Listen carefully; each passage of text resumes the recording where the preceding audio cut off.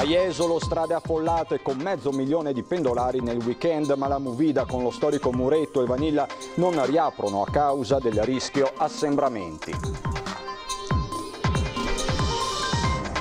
Off Limits è il nome del progetto degli educatori dell'ULSS 4 e commercianti nel comune di Jesolo, con test fuori dai locali da ballo ed educazione alle regole anti-Covid.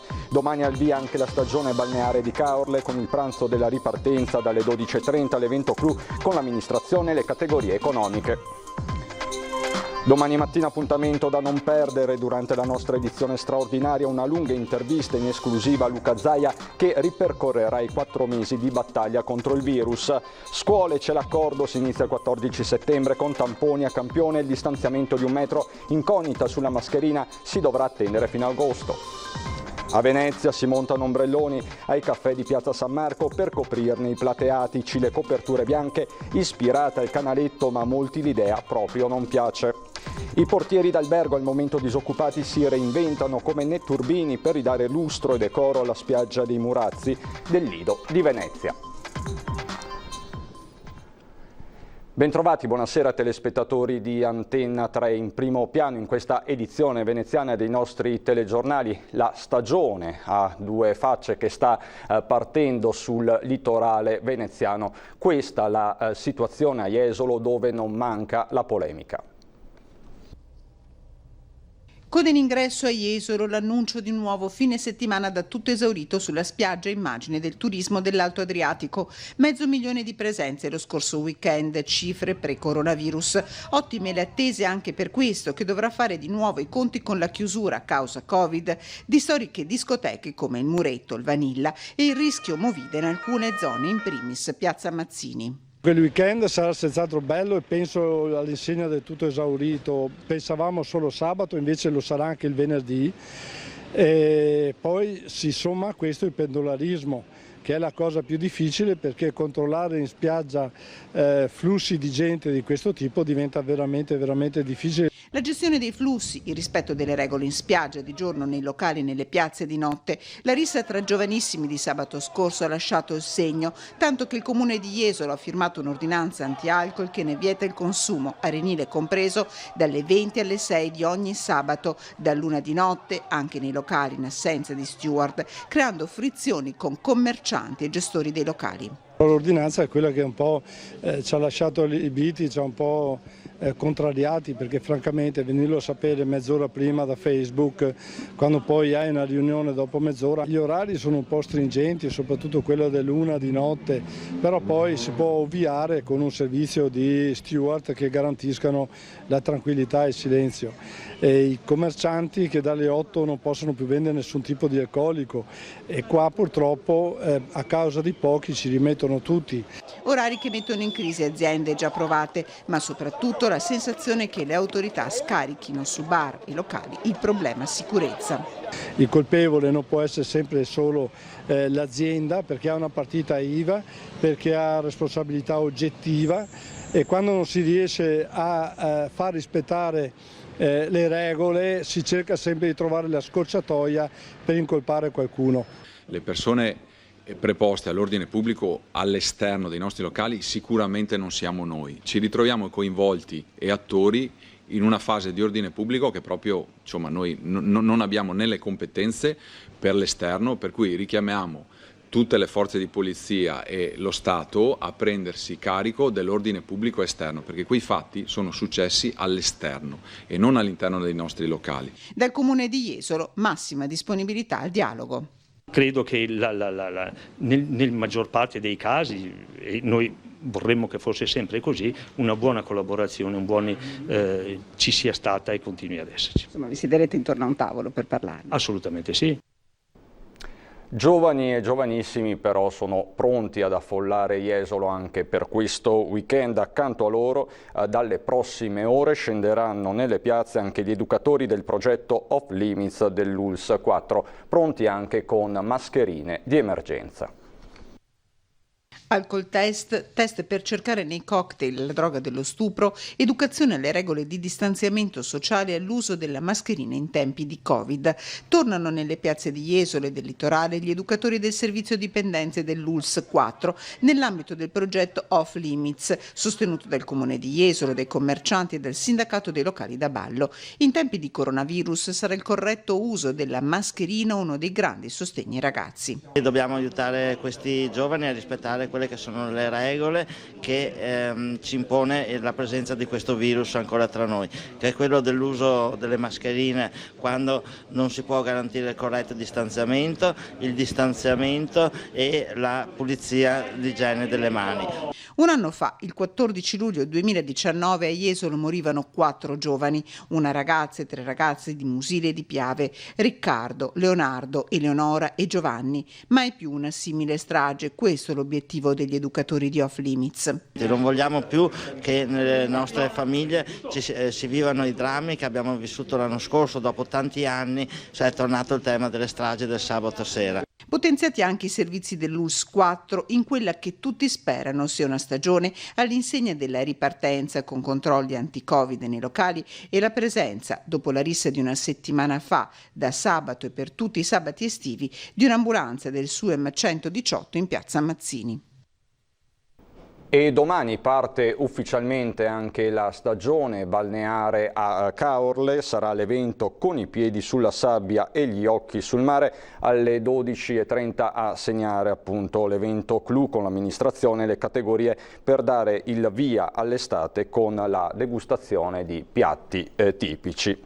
E una nuova fase di apertura è stata fissata, assegnata oggi dalla Regione del Veneto con una nuova ordinanza in vigore dalla mezzanotte che riguarderà trasporti ma anche tanto altro, dai giornali nei bar agli sport di squadra. Vediamo. Io più che modello Genova parlerei di modello passante, perché questo modello è stato utilizzato prima nel passante, poi nella Pedemontana e poi a Genova. Comunque per fare un po' di tifo per il Veneto direi il modello passante. Silvano Vernizzi, amministratore delegato di Veneto Strade, commissario della Pedemontana e già commissario del Passante, lo rivendica con orgoglio. Per accelerare i tempi anche la Via del Mare avrebbe bisogno di una figura in grado di prendere decisioni veloci al fine di bypassare l'italica burocrazia. Il messaggio arriva a poche ore dall'ok del CIPE al project financing per il collegamento di Meolo con Jesolo.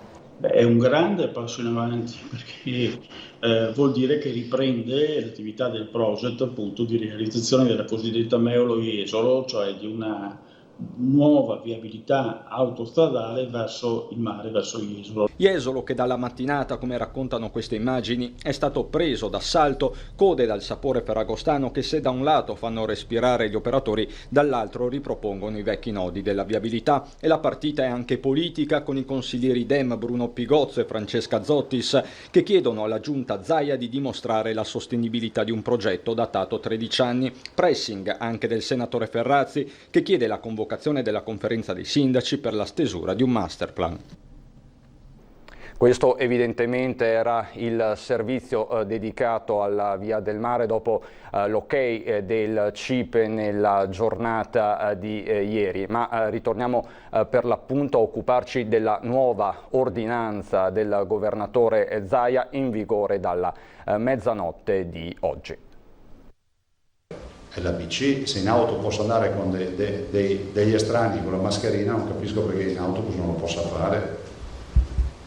Ovvio che va portata la mascherina. Quello che per Zaia è l'ABC ora è diventato ordinanza. Dalla mezzanotte entrano in vigore le nuove regole del trasporto pubblico locale annunciate a inizio settimana, ora sono realtà. Non si andrà quindi a incidere sulla capienza dei mezzi, ma attenzione, l'obbligo a portare la mascherina a bordo sarà tassativo. Obbligo vuol dire che è obbligo, non che si eviti di stare lì a contestare ma la mascherina, ma Zaia in pullman, in vaporetto e in qualsiasi mezzo di trasporto ci vuole treno, ci vuole la mascherina, ma non come dotazione, bisogna indossarla dal momento in cui si sale al momento in cui si scende. La vigilanza sarà affidata al personale di bordo che potrà staccare multe dai 400 ai 1000 euro, mascherina quindi di rigore ma anche buona educazione. Attenzione che non potete mettermi i piedi sul sedile di fronte a voi per stendere le gambe o far pedicure durante il viaggio, cioè non funziona così. Il provvedimento arriva nel giorno in cui sempre la Giunta ha approvato un riparto di 41 milioni di euro di risorse dallo Stato per il rinnovo dei mezzi. Altra partita, quella del rimborso degli abbonamenti in pieno lockdown.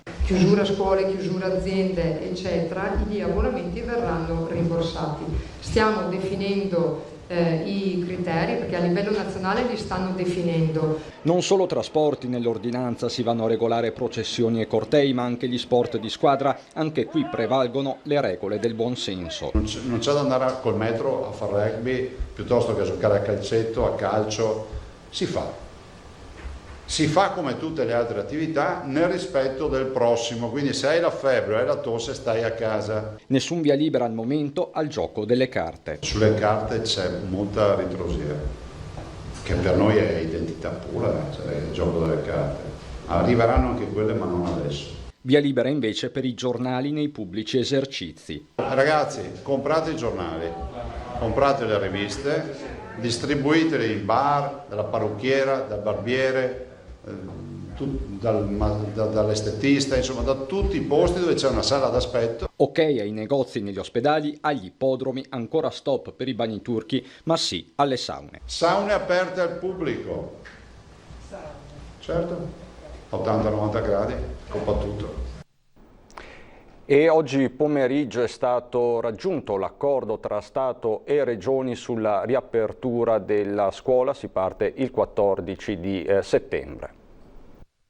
Anche in Veneto la campanella suonerà a settembre, il 14, screening e test a campione per tutti, professori, studenti e operatori della scuola. Riduzione della distanza interpersonale e pari a 1 metro tra le rime buccali, cioè tra testa e testa dei ragazzi e non più tra banco e banco. Fondamentale per capire di quante aule si avrà bisogno. Per l'uso della mascherina o meno si dovrà attendere fino a agosto, primi di settembre, per valutare il da farsi in base al quadro epidemiologico che si registrerà allora.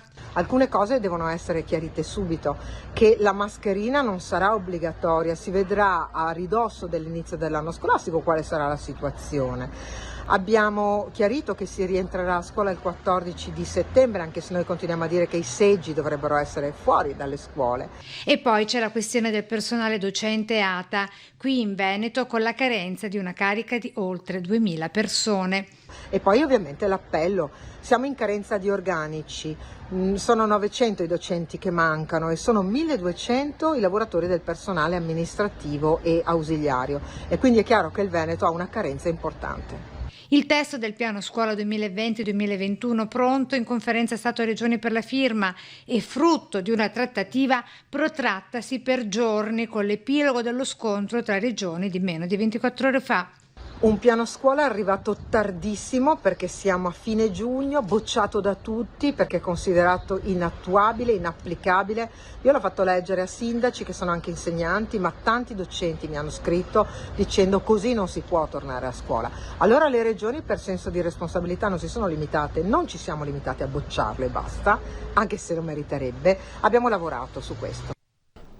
Domani appuntamento da non perdere nel corso della nostra diretta della mattina, una lunga intervista in esclusiva con Antenna 3 Rete Veneta, nella quale il governatore Luca Zaia ripercorrerà 4 mesi di battaglia contro il coronavirus, dalla paura iniziale al piano di guerra per contenere il virus, alle conferenze stampa quotidiane, il filo diretto con i cittadini e tante storie, ma spazio anche all'autonomia congelata e un percorso da riprendere il prima possibile. Insomma, uno Zaia a tutto campo, domani da non perdere nell'edizione straordinaria della mattina che partirà alle 11:30 come sempre.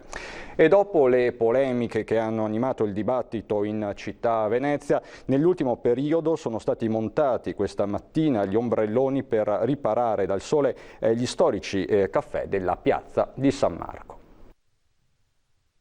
Questa mattina alle 8 sono stati montati per la prima volta in piazza San Marco a Venezia i contestati ombrelloni che consentiranno agli storici caffè della piazza di lavorare con maggior spazio per i clienti, ma anche di ripararsi dal sole e dal guano dei gabbiani, da sempre storici frequentatori dell'area marciana. Una soluzione contestata che ha acceso lunghi dibattiti in Laguna, ma che oggi ha superato bene la prova del debutto. Stiamo lavorando con meno di un terzo del personale, insomma. Quindi il discorso ombrelloni ci servirà per lavorare di più, come ripeto, pomeriggio e anche alla mattina, e conseguentemente di poter far lavorare di più anche i nostri dipendenti, insomma, arrivare almeno al 50-60% dei nostri dipendenti, insomma. Questo è fondamentale. Soddisfatti gli operatori dei caffè in piazza. Abbiamo bisogno di presentarci con un aiuto che potrebbe essere aiuto ombra, e da tanti anni aspettavamo questa occasione. Purtroppo la pandemia ci ha portato a questa decisione e veniamo fuori in una situazione molto precaria, ma la speranza è sempre l'ultima a morire, per cui speriamo che anche l'ombrellone sia un incentivo in più per attrarre della gente, dei nostri ospiti stranieri. Grazie al riparo degli ombrelloni, la piazza sarà frequentabile anche al mattino. Offrire questo servizio in più quest'anno, dato proprio dagli ombrelloni, che sono stati scelti dopo una riunione dell'associazione Piazza San Marco, e quindi siamo tutti concordi e tutti in armonia. Ringraziamo il Comune, il Sindaco e chi ci ha seguiti in questa nostra richiesta. Per il futuro le proposte non mancano. Ho già presentato in consiglio dell'associazione questa idea, e cioè di fare delle tende ondulate che siano come finite nel mezzo dell'area, come i bastoni dei gondolieri. È una cosa che mi risulta molto bella. È rimasto bloccato all'interno del cassone di un camion mentre stava chiudendo la copertura di un rimorchio per il trasporto di materiale ferroso. Momenti di paura per un operaio al terminal Rinfuse di Marghera. L'incidente è accaduto intorno alle 11:30. L'uomo è stato liberato grazie all'intervento dei vigili del fuoco arrivati da Mestre con un'autopompa, un'autoscala e 7 operatori. L'operaio è stato così raggiunto e dopo essere stato soccorso dai sanitari del 118, adagiato su una barella dell'autoscala e portato a terra per essere poi condotto all'ospedale. E torniamo a parlare della tragedia di ieri sul lavoro a Maerne di Martellago. 2 le comunità sotto shock. Oggi è il giorno del dolore. Nell'azienda di R Costruzioni regna il silenzio, poca voglia di parlare. I dipendenti ieri dopo la tragedia sono tornati a casa, negli occhi quelle immagini terribili, sotto shock anche il titolare della ditta.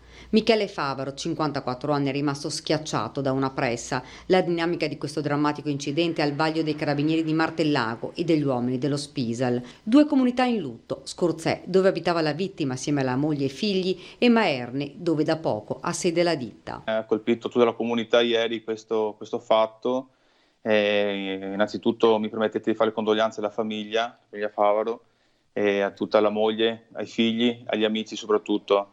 È una cosa veramente inaspettata, inspiegabile, però purtroppo è successo. I comuni si sono stretti attorno al dolore della famiglia Favaro, ancora inspiegabile quanto accaduto ieri mattina, poco prima delle 7, quando l'operaio aveva appena iniziato il suo turno di lavoro. Il dipendente era 7 anni che lavorava lì, quindi sicuramente era un dipendente esperto. Io ho visto il macchinario ed è quasi inspiegabile capire come sia successo. Quello è veramente una cosa che non mi so spiegare. La tragedia si è consumata in un attimo. Il 54enne lavorava da solo al macchinario, ma all'interno del capannone c'erano altri colleghi. L'ho già utilizzato, tra l'altro il titolare 5 minuti prima aveva tutte quante le comande da fare, poi il titolare era salito in ufficio, a un certo punto ha sentito urlare, è venuto giù e ha trovato purtroppo davanti a quella brutta situazione. Le amministrazioni di Maerne e Scorzè si sono rese disponibili ad aiutare la famiglia dello sfortunato operaio. Ottima riuscita della giornata promossa all'inizio dell'estate dall'Associazione Triveneta Chiavi d'Oro. Impegnati con guanti e sacchetti una trentina di portieri attualmente disoccupati degli hotel veneziani più prestigiosi. Un messaggio di fiducia e speranza per la ripartenza di Venezia può arrivare anche da una giornata all'aria aperta, improntata al rispetto e all'educazione ambientale. Significativo che a lanciare questo messaggio sia stata l'Associazione Triveneta Chiavi d'Oro, dei portieri d'albergo più prestigiosi a Venezia. La giornata è iniziata alle 8 e ci siamo trovati all'incirca una quarantina di portieri, al momento in attesa di occupazione, e la cosa positiva della giornata è che poi si sono unite a noi anche le famiglie, quindi è una giornata che abbiamo avuto anche la possibilità è stato un momento di aggregazione, ecco, tra di noi. Siamo all'incirca una trentina di persone, una quarantina in totale appunto con i bambini, e noi siamo portieri al momento a casa, disoccupati. I volontari sono stati all'opera sotto un sole cocente, hanno passato al setaccio buona parte dei murazzi al Lido di Venezia, da Cabianca a Malamocco. Raccolti 30 sacchi di rifiuti, tra vetro, plastica, legno e molto materiale portato anche dal mare. Solitamente appunto noi prestiamo il nostro servizio agli ospiti che ci accolgono, che accogliamo nelle nostre case. Abbiamo pensato di trasferire questa inattività all'esterno per renderla il più utile possibile per tutti. Comunque devo ringraziare per questa iniziativa i ragazzi del direttivo che hanno suggerito l'idea ancora in fase di lockdown. Scelto un luogo simbolo dell'isola, amato e frequentato d'estate da molti veneziani. Volevo ringraziare anch'io il Presidente a nome di tutta l'associazione per questa giornata fantastica dove stiamo ripulendo i murazzi, che è comunque un nostro patrimonio.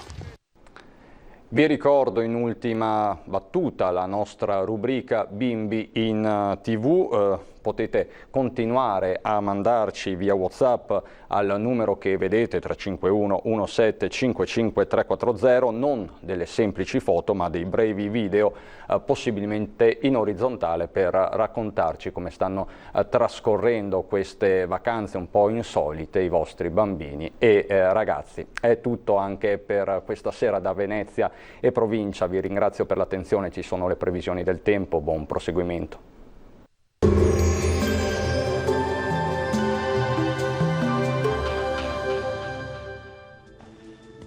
Bentrovati al meteo. Alta pressione africana sull'Italia, sarà un weekend molto caldo ma anche con qualche temporale di calore. Il dettaglio di sabato 27 giugno. Sul Veneto avremo un ampio soleggiamento, su tutti i settori il cielo sarà sereno o al massimo poco nuvoloso. Instabilità solo occasionale con isolati acquazzoni sui rilievi alpini che, come sappiamo, potrebbero localmente portarsi fino in pianura. Temperature via via più calde, minime fino a 21 gradi, valori massimi compresi invece tra i 27 e i 32 gradi all'incirca. Ci spostiamo ora sul Friuli Venezia Giulia, anche qui avremo condizioni di bel tempo, sarà un sabato all'insegna del sole come vediamo, con locali annuvolamenti sui monti. Temperature minime tra i 18 e i 21 gradi, valori massimi invece tra i 28 e i 29 all'incirca. Poche novità sul Trentino Alto Adige, con tanto sole dappertutto, solo con qualche precipitazione sparsa durante le ore pomeridiane. Temperature minime sui 18 gradi, valori massimi sui 30-31 all'incirca. Dal meteo di Antena 3 per ora è tutto, grazie per l'attenzione, arrivederci.